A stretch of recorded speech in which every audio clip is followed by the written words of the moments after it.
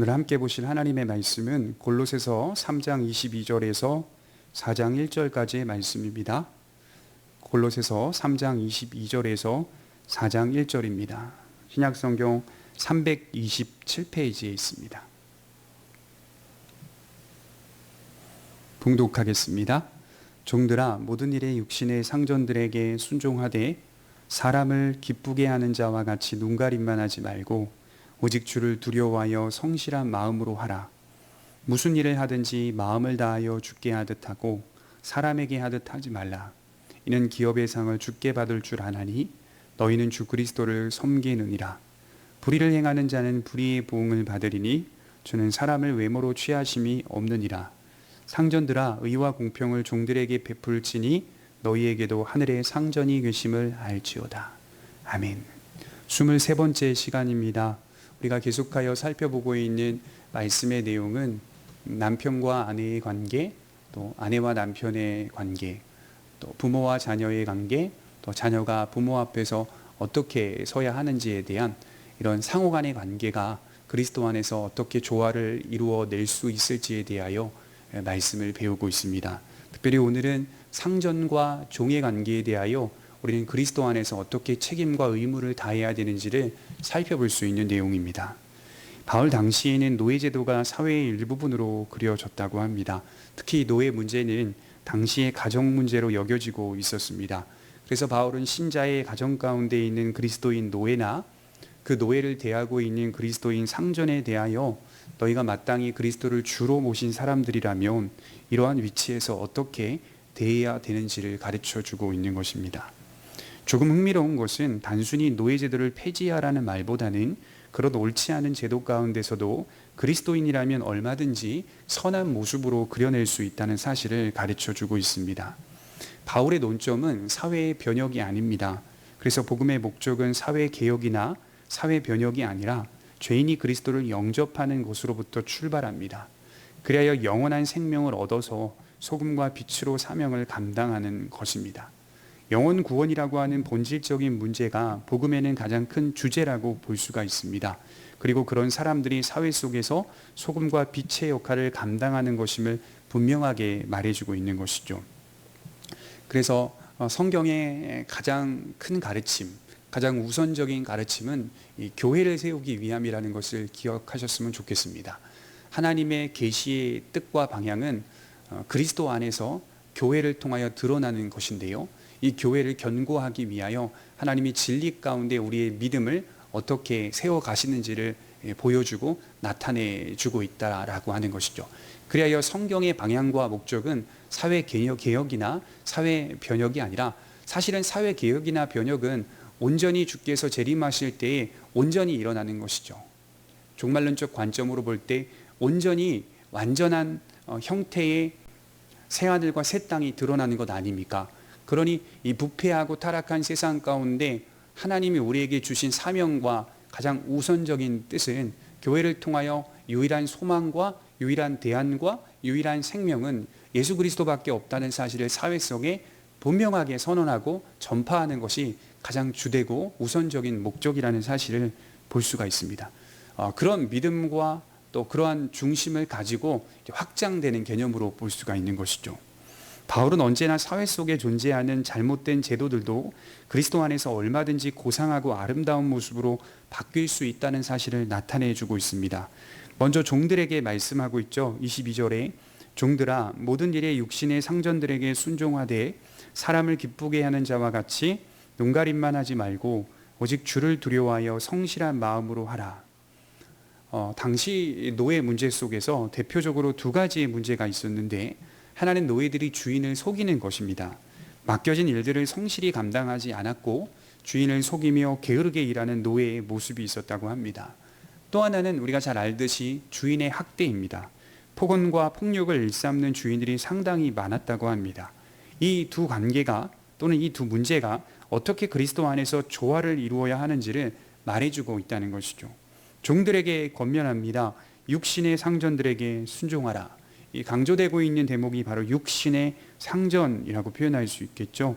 그리스도인 노예들이 기억해야 할 것은 주인이 육신상으로만 나의 상전임을 기억하라는 것이겠죠. 다시 말해 내가 섬기는 주인은 육신상으로만 상전일 뿐 그리스도 안에서 나와 같은 자라는 뜻입니다. 영원한 생명을 누리고 있는 나와 같은 자라는 사실입니다. 육신적으로는 내가 노예이지만 나의 영혼은 늘 자유하다는 사실을 잊지 말라는 거예요. 육신적으로는 지금 내가 매여 있는 것 같지만 사실은 본질적으로 나는 자유자라는 것이겠죠. 잠시 육신의 상전을 섬길 뿐이라는 사실, 저 주인도 고귀하지만 나도 그리스도 안에서 동일하게 고귀하다는 사실을 잊지 말고 일하라는 거예요. 그리하여 사람을 기쁘게 하는 자로 서지 말고 하나님을 기쁘시게 하도록 일하라는 것입니다. 거짓 없이 그 직무에 충성해야 한다는 사실을 밝히고 있습니다. 어떤 일이든 사람을 기쁘게 하는 일이 되어서는 안 된다는 것입니다. 그런데 사람을 기쁘게 하는 자가 되지 말라는 말에 조금 의문이 들죠. 주 안에서 성실히 일을 하면 마땅히 상전들에게 기쁨을 가져다 주는 것입니다. 요셉을 한번 살펴볼까요? 요셉은 보디발 장군의 집에서 가정 총무를 볼 때 그의 신실함, 성실함으로 인하여 가정이 형통하게 됩니다. 보디발 장군은 매우 좋아했습니다. 주 안에서 신실하게 설 때 주인을 즐겁게 하는 것, 사람을 기쁘게 하는 일이 일어난다는 것이죠. 그러나 요셉의 이러한 모습은 본질적으로 사람을 기쁘게 하려는 모습보다는 하나님 앞에서 행하는 모습이었다는 것이죠. 사람이 먼저가 아니라, 사람이 우선이 되는 게 아니라 하나님이 우선이 되는 삶을 살았다는 것이죠. 사람의 의식과 눈치에 따라 반응하지 않았다는 말이 됩니다. 이것이 사람을 기쁘게 하는 자와 같이 되지 말라는 뜻입니다. 온갖 수단과 방법을 동원하여 세상 상간의 눈에 들려 하는 것, 그리하여 높아지려 하는 것, 이런 것들은 옳지 않다라고 바울이 말하고 있어요. 우리는 이것이 지켜내기 참 어려운 말씀이라는 사실을 잘 압니다. 모든 일에 사람을 기쁘게 하기보다 하나님을 기쁘게 해야 한다는 사실이 얼마나 어려운 것인지를 살면서 느낍니다. 직접적으로 인간을 상대하기 때문에 인간의 눈치를 보며 일하는 것이 더 자연스럽습니다. 그러나 그리스도인은 궁극적으로는 하나님을 상대하도록 부름받았기 때문에 우리는 매 순간 지금도 하나님을 상대하며 살고 있습니다. 이러한 정신과 원리에서 실천적인 우리의 삶이 나와야 한다는 것이죠. 1862년 9월에 링컨 대통령은 노예제도를 폐지하는 공식적인 명령을 내립니다. 남부에서 시작되어 차츰 북부로 확장돼 노예제도는 온전히 폐지됩니다.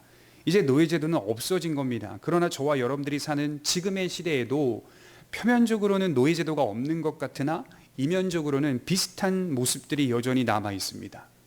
오늘날 상간과 부하의 관계를 보십시오. 건전한 관계도 있으나 그렇지 못한 불합리한 관계도 얼마든지 있습니다. 인류가 존재하는 한 관계 속에 세워져 있는 질서는 항상 있습니다. 민주주의가 자리 잡은 나라에서도 얼마든지 불합리한 관계를 목격할 수 있습니다. 사회주의는 본래 그런 거니까요. 그렇다 치더라도 민주주의 속에서도 얼마든지 불합리한 관계를 볼 수가 있어요. 바울이 전하는 말씀은 오늘 이 시대에도 충분히 적용할 수 있는 말씀입니다. 우리는 하나님을 두려워하기 때문에 성실한 마음으로 주인을 섬깁니다. 그리고 직장을 섬깁니다. 그리고 사업장을 섬깁니다. 여기 성실한 마음 22절에 기록된 이 단어는 단순한 마음을 뜻해요. 나아가 거짓이 없는 마음을 의미합니다. 노예들이 거짓된 마음으로 주인을 섬기고 눈가림만 하여 일하지 않는 경우들도 많았다라고 지금 말씀을 드렸죠.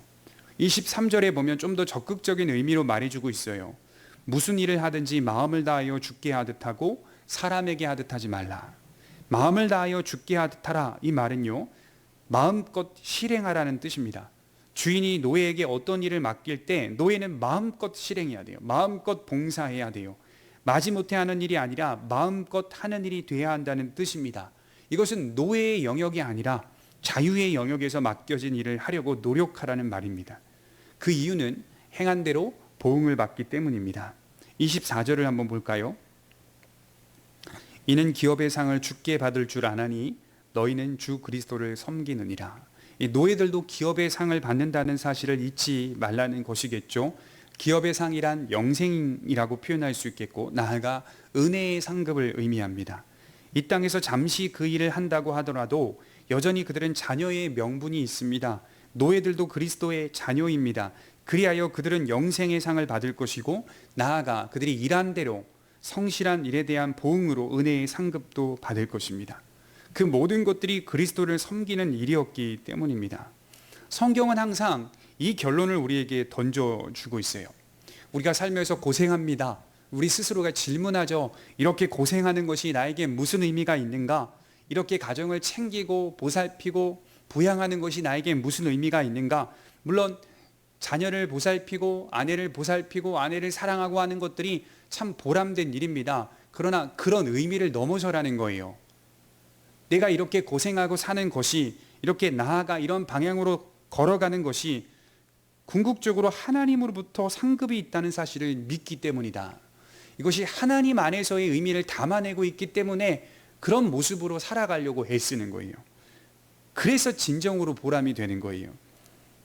내가 내 가정을 지켰기 때문에 보람이 되기도 하지만 결국 하나님 앞에서 은혜로운 상급과 칭찬을 받는다는 사실로 인해서 기대하고 소망하며 성실하게 살아갑니다. 그날이 기다려지는 삶을 살라는 말이겠죠. 그래서 그리스도인들에게는 가장 중심에 둬야 할 역사적인 관점이 바로 종말론적 관점이에요. 우리가 하나님 앞에 선다, 하나님을 만난다, 하나님께 칭찬을 받는다라고 하는 그날이 기다려지는 삶을 살기 때문에 이러한 모든 고생들이 다 의미가 있더라라고 하는 것이죠. 당시 노예들은 더욱 그리스도의 날을 기다렸다고 합니다. 비천하고 고된 일상을 살아내야 하기 때문에 그들은 너무 힘들었다고 해요. 거기서 복음을 듣고 만나서 그리스도 안에서 자신들이 얼마나 고귀하고 아름다운 존재인지를 확인하고 주인을 섬겼을 것입니다. 그래서 복음은 상전이나 종이나 모두에게 상호간의 건전한 관계와 바른 관점과 시각을 제공해 주는 것입니다. 25절을 한번 볼까요? 25절에 보면 불의를 행하는 자는 불의의 보응을 받으리니 주는 사람을 외모로 취하심이 없느니라. 노예들은 주인을 속이며 불의를 행해서는 안 된다는 말이겠죠. 그의 불의는 그대로 돌려받기 때문입니다. 주를 두려워하는 마음으로 주인을 섬겨야 돼요. 불의하게 직장 생활을 한다거나 불의하게 사업장을 운영한다거나 불의하게 인간관계를 맺는다거나 하는 모든 것들은 책임을 묻게 된다는 사실 아닙니까? 반대로 상전들도 마찬가지입니다. 노예들을 함부로 대한다거나 학대한다거나 하는 행위는 하나님 앞에 큰 불의라는 사실입니다. 그래서 4장 1절에 상전들에게도 동일하게 가르쳐주고 있어요. 4장 1절에 보시면 상전들아 의와 공평을 종들에게 베풀지니 너희에게도 하늘에 상전이 계심을 알지어다. 상전들에게 있어야 할 두 가지 덕목이 있습니다. 의와 공평이라는 거예요. 의와 공평으로 종들을 대하라는 것입니다. 상전들이 노예들에게 필요한 생활비를 충분히 제공하지 않는 것, 그들에게 충분한 자유를 주지 않는 모습, 비인도적 행위를 가하는 모습, 차별을 일삼는 행위, 이러한 모습들은 철저히 금지하고 있다는 거예요. 사람은 자기 아래에 있는 사람을 향해 쉽게 함부로 대하는 경우들이 많이 있습니다. 그럴 때 상전 너희에게도 하늘에 계신 하늘 상전이 계심을 잊지 말라는 거예요. 하늘성 상전이 계시는구나. 우리 위에 하나님이 계시는구나. 하나님이 나를 어떻게 대하셨지? 노예 다루듯이 대하셨는가?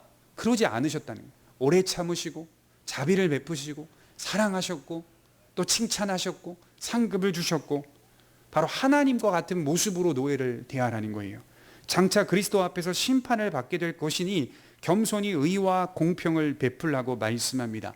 그래서요, 그리스도인 상전을 모시고 있는 노예들은요, 당시에 자유를 주었어도요, 나가지 않았대요. 왜냐하면 그렇게 사는 것도 자유롭기 때문에 거기에 머물러 있으려고 했다는 거예요. 왜냐하면 노예들이 나가게 되면 사람들로부터 많은 핍박을 받고 또 살해 위협을 받고 또 재산을 몰수당하는 일들이 허다했기 때문입니다. 그래서 정말 건전하고 또 사랑이 많은 주인 곁에 머물려고 애를 썼다고 합니다. 의와 공평을 베푸는 상전, 이것이 바로 그리스도인의 상전의 모습입니다. 오늘날에도 마찬가지라고 생각해요. 회사의 사장이나 대표들은 직원들을 의와 공평으로 대해야 합니다. 그들을 아끼고 사랑해야 합니다. 불합리한 관계로 회사를 세워갈 수 없다는 거예요. 반대로 직원은 회사에 이익을 끼쳐야 합니다. 꼭 끼쳐야 되죠. 그것은 회사를 위한 것이기도 하지만 하나님을 위한 것입니다. 그래서 직원들은 그리스도를 섬기는 자세로 회사에 봉사해야 합니다. 이 상호간의 아름다운 관계는 오직 그리스도 안에서 온전해질 수 있다는 말이겠죠. 지금 바울이 말하고 있는 상전과 노예의 관계, 오늘날 사장과 직원의 관계, 이 모든 관계들이 그리스도 안에서 바르게 적용될 때 건전한 사회와 건전한 가정이 이루어질 수 있다는 것입니다. 우리가 기억해야 할 것은 노예들도 그리스도 앞에 서 있으며 상전들도 그리스도 앞에 서 있다는 말입니다. 그리스도 안에서는 인종이나 지위, 빈부, 귀천 등의 차별이 없다는 사실을 말해주고 그저 주어진 자리에서 맡겨진 자리에서 충성해야 할 것은 책임뿐이다 라고 말씀을 하고 있는 거예요. 이 땅은 우리가 살면서 느끼지만 여러 부조리한 관계와 불합리한 제도로 얼룩져 있습니다. 그 모순도 엄청 많아요. 그것을 하나하나씩 수정해 가는 것도 매우 중요하지만 그리스도인들에게 더욱 중요한 것은 그러한 잘못된 제도를 만날 때, 그러한 잘못된 관계와 상황을 만날 때 우리는 주인의 위치에서 또는 우리는 종의 위치에서 고상하고 아름다운 모습을 드러내 보여야 한다는 것입니다. 바울이 말했죠. 하나님께서 지으신 모든 것이 선함에 감사함으로 받으면 버릴 것이 없나니 하나님의 말씀과 기도로 거룩하여 짐이라. 하나님의 말씀과 기도로 잘못된 부분들을 고상하고 선하고 아름다운 모습으로 드러낼 수 있는 것은 오직 복음만 가능하고 오직 그리스도만이 가능하게 할 수 있는 능력이라는 사실입니다. 우리가 그리스도 안에 있다는 것이 우리 주변에 퍼져 있는 또 확대되어 있는 수많은 관계와 상황과 불합리한 제도들을 더욱 고상하고 더욱 아름답게 조화시킬 수 있는 은혜의 능력임을 기억하면서 믿음으로 살아가는 성도들이 되시기를 바랍니다. 기도하겠습니다. 거룩하신 하나님, 삶을 살아가면서 얼마나 이 세상 가운데 부조리한 제도의 모습과 또 관계들의 모습들을 보는지 모릅니다. 여러 불합리한 모습들을 보며 실망하고 낙심이 되지만 그럼에도 불구하고 그리스도인들의 능력은 그리스도 안에서 이 부조리한 세상 속에 하나님의 아름다운 선을 드러낼 수 있는 조화의 능력이 있다는 사실을 믿습니다. 하나님, 그러한 믿음으로 서서 오늘날 우리에게 주어진 그 위치들을 그리스도 안에서 잘 감당하는 하나님의 백성들이 될 수 있도록 인도하여 주옵소서. 감사드리며 예수님의 이름으로 기도하옵나이다. 아멘.